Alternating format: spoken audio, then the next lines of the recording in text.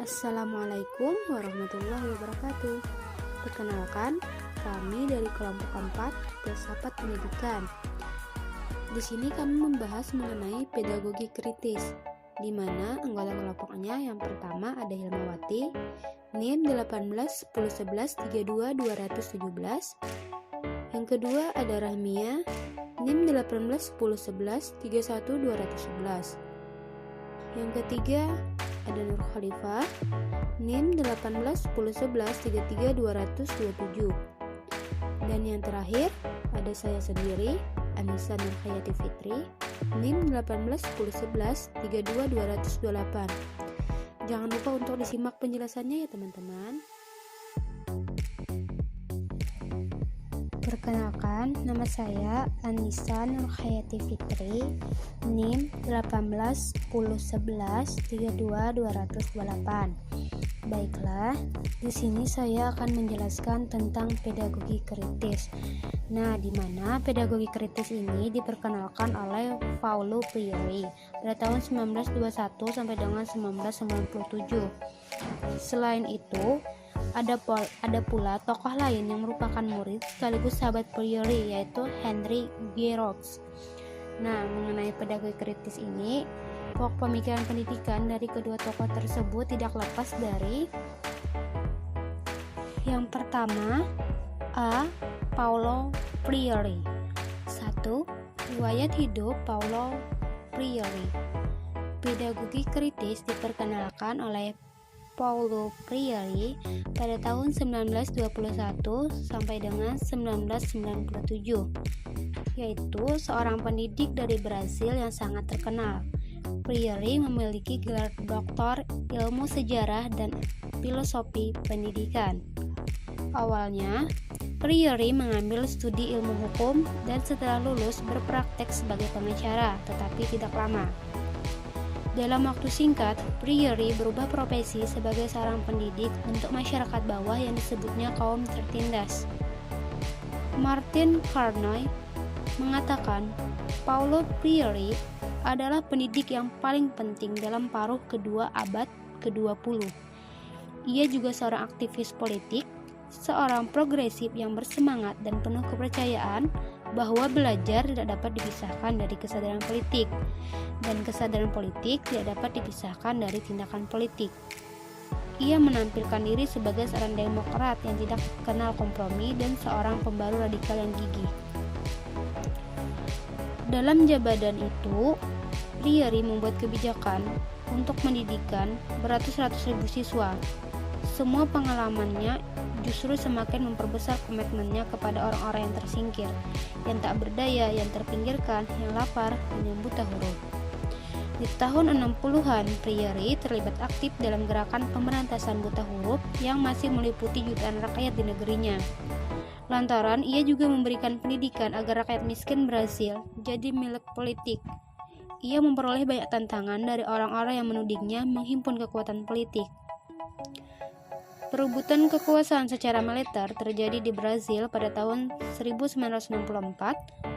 Freire terusir dan menetap di Chile hingga tahun 1979 dan ia belum memperoleh izin untuk kembali ke Brasil. Tetapi pada tahun 1970, Freire diserah jabatan sebagai penasehat di kantor urusan pendidikan Dewan Gereja Sedunia di Jenewa, Swiss. Teori-teori pendidikan Freire kerap dikaitkan dengan gerakan teologi pembahasan yang marak di wilayah Amerika Latin. Karya-karyanya antara lain sebagai berikut. Yang pertama, Education, dengan judul The Practice of Freedom, yaitu pendidikan sebagai praktik pembebasan pada tahun 1976. Yang kedua, Education for Critical Consciousness, atau pendidikan sebagai kesadaran krisis pada tahun 1973. Yang ketiga ada Pedagogy of the Oppressed, yaitu pendidikan kaum tertindas pada tahun 1970. Dan yang keempat ada Cultural Action for Freedom, yaitu aksi kebudayaan demi kebebasan pada tahun 1970. O'Neill 2000-2656. Selanjutnya, 2. Kongsentrisakau sebagai tujuan pendidikan. Tujuan pendidikan adalah kongsentrisakau dari bahasa Portugis berarti penyadaran. Kongsentrisakau bukan teknik untuk transfer informasi atau untuk pelatihan keterampilan, tetapi merupakan proses dialogis yang mengantarkan individu-individu secara bersama memecahkan masalah eksistensial mereka. Kongsentrisakau mengemban tugas pembebasan, dan pembebasan itu berarti penciptaan norma, aturan, prosedur, dan kebijakan baru. Pendidikan harus dapat menyadarkan kaum tertindas agar mempunyai kesadaran kritis. Pertanyaan-pertanyaan yang diajukan dalam kongsentrisakau tidak memiliki jawaban yang telah diketahui sebelumnya, tetapi jawabannya dicari bersama-sama. Inti proses pendidikan adalah partisipasi. Kongsentrisakau merupakan tujuan puncak dari pendidikan untuk kaum tertindas. Metode pendidikan Peary adalah dialog. Proses dialogis tidak bersifat teoritis. Proses ini tidak memaksakan dunia kepada seorang individu, tetapi melibatkan dua orang untuk mengamati dunia. Tugas pendidik adalah mengajukan pertanyaan, menghadapkan siswa pada dunia, bukan menyediakan jawaban atau mendefinisikan dunia. Saya Helmawati akan menjelaskan tentang 3 fase kesadaran, yaitu kesadaran magis yang dicirikan dengan fatalisme yang menyebabkan manusia membisu, menjeburkan diri ke lembah kemustahilan untuk melawan kekuasaan. Yang kedua, kesadaran naif adalah magis ke naif atau transitif, atau juga perubahan penyesuaian diri dengan fakta-fakta kehidupan yang tak terelakkan ke pembaharuan penyelewengan yang dilakukan individu-individu dalam sebuah sistem yang pada dasarnya keras. Pada tingkat naif ini, penyederhanaan masalah dengan menimpakan penyebabnya pada individu-individu, bukan pada sistem itu sendiri. Selanjutnya yang ketiga, kesadaran kritis. Isu yang muncul adalah perubahan sistem yang tidak adil, bukannya pembaharuan atau penghancuran individu-individu tertentu, di mana perubahan tersebut memiliki dua aspek, yaitu penegasan diri dan penolakan untuk menjadi inang bagi benalu, dan berusaha secara sadar dan empiris untuk mengganti sistem yang menindas dengan sistem yang adil dan bisa dikuasai. Nah, selain 3 di atas, ada juga kesadaran fanatik, yaitu distorsi di antara naif dan kritis. Fanatik bisa jadi salah satu beberapa sub kesadaran penting di antara 3 tingkat kesadaran tersebut. Ada sebuah hubungan potensial yang erat, yaitu naif dan masifikasi. Yang ditekankan dalam fanatik adalah masifikasi, bukan transformasi kehidupan yang menindas menjadi kehidupan yang membebaskan, tetapi pertukaran sebuah keadaan yang menindas dengan keadaan menindas lainnya. Perhatian fanatik adalah perubahan, tetapi bukan transformasi. Proses perubahannya pun menindas juga, sehingga mereka lebih mengarahkan kaum tertindas daripada bekerja sama dengannya. Tujuannya adalah menghancurkan penindas yang mungkin sekedar mengganti penindasnya dengan penindas lain. Perkenalkan, nama saya Rahmia. Saya akan menjelaskan materi selanjutnya, yaitu B. Henry Giraud. 1. Riwayat hidup Giraud. Salah seorang pemikir pedagogi kritis yang belum banyak dikenal luas di Indonesia, tetapi mempunyai pandangan yang relevan dengan kondisi Indonesia sekarang ini adalah Giraud. Ia lahir pada tanggal 18 September 1943 di Providence, Amerika Serikat. Setelah menyelesaikan studi doktoralnya, Giraud menjadi profesor di ilmu pendidikan di Universitas Boston. Kemudian Giraud pindah ke Universitas Miami di Ohio. dan sekarang ia menjadi profesor dalam secondary education di Penn State University. Geroux banyak menulis buku tentang pendidikan dan isu-isu kontemporer, seperti pedagogi kritis dalam masyarakat kapitalis, peran guru sebagai intelektual transformatif, feminisme, dan isu-isu gender dan serta ras. Geroux adalah murid sekaligus teman seperjuangan Paulo Freire. Tujuan adalah agar guru atau pendidik dapat menjadi lebih kritis dan lebih visioner dalam menjalankan misi pedagogiknya.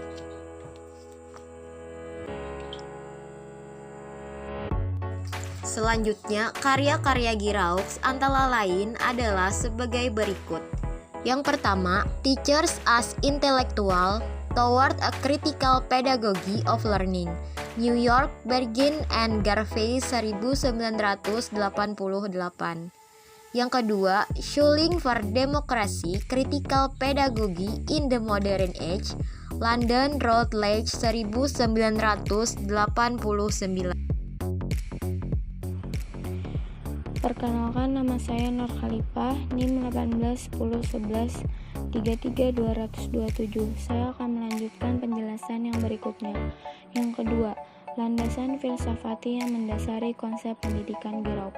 Geroux menegaskan keberkembangan teori krisis dalam bidang pendidikan, pedagogi krisis, baik sebagai kajian maupun praksis. Pemikiran-pemikiran Henry Geroux tentang pendidikan bertitik tolak dari landasan filsafati yang dianut para pemikir teori krisis. Teori dialektika diajukan oleh Karl Marx dan pengikutnya, terutama sekali berkaitan dengan kelas-kelas sosial dan struktur kekuasaan. Pandangan-pandangan yang dimiliki sering dikelompokkan sebagai miliknya para kaum radikal. Hakikat dan tujuan pendidikan, mengesahkan kerakusan dan ketidakadilan Geroux 2010. Menurut Geroux 1988, pendidikan dipahami sebagai pedagogi krisis. Hal penting bagi sebuah pedagogi krisis adalah keharusan untuk memandang sekolah sebagai ruang publik yang demokratis. Dalam pandangan Geroux, sekolah dipandang dalam bahasa politik sebagai lembaga yang memberikan syarat material dan ideologi yang penting untuk mendidik seorang warga negara dalam dinamika keberaksaraan, krisis dan keberanian warga.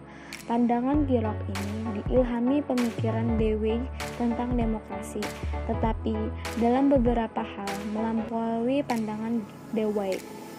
Pemahaman yang menyatakan dengan wacana demokratis adalah pemahaman bahwa sekolah sebagai suatu tempat yang terdapat pertentangan di dalam sekolah. Produksi masyarakat lebih luas sambil juga memberi ruang untuk mempertahankan logika dominasinya. Sekolah tidak hanya memperdayakan peserta didik dengan pemberian pengetahuan dan keterampilan yang dibutuhkan untuk mampu berfungsi dalam masyarakat lebih luas sebagai agen krisis, tetapi juga mendidik karena untuk melakukan aksi transformatif. Demokrasi dalam teori krisis dilihat sebagai keterlibatan, yaitu perjuangan degogis dan juga perjuangan politik dan sosial. Mempolitisasi pengertian persekolahan, memperjelas peran bahwa pendidik dan peneliti pendidikan berperan sebagai intelektual yang menjalankan tugas dan syarat tertentu, dan yang merumuskan suatu fungsi sosial dan politis. Geroux mengikuti pemikiran sosiologi kurikulum yang baru, yang memandang asumsi dasar dalam paradigma kurikulum tradisional sebagai basis bagi krisis dan situasi limit, untuk mengembangkan orientasi baru dan pandangan-pandangan lain tentang kurikulum. 4. Peran pendidikan sebagai intelektual. Geroux, buku Teacher as Intellectual, sejak tahun 1988. Guru-guru adalah sumber daya utama dalam arti untuk membangun kondisi-kondisi yang dibutuhkan bagi pendidikan, dihubungkan dengan pembelajaran kritis, bukan sekedar pelatihan. Jadi guru dituntut untuk memiliki aspek otonomi, kekuasaan, dan martabat sedemikian rupa sebagai sebuah keharusan. Guru harus mampu untuk mengonsumsi cara-cara yang melibatkan waktu, ruang, aktivitas, dan pengetahuan, diorganisasikan dalam kehidupan sekolah setiap harinya.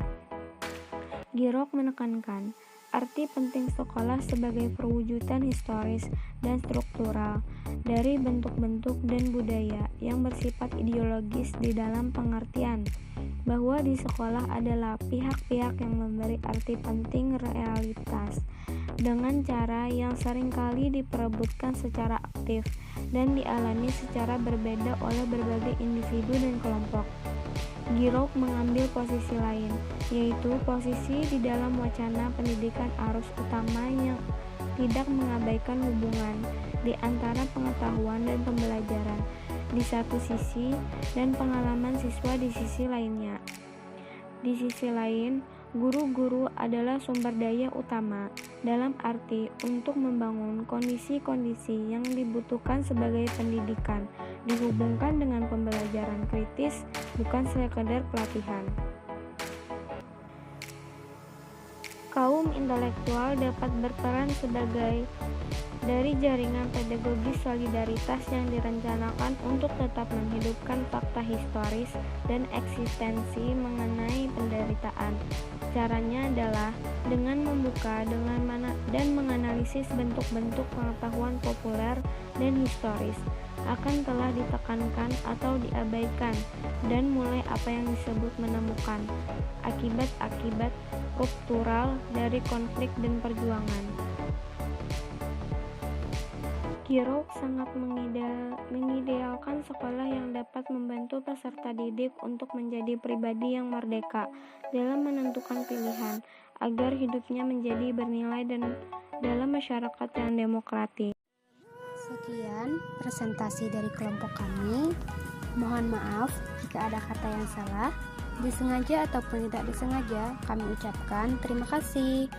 Wassalamualaikum warahmatullahi wabarakatuh.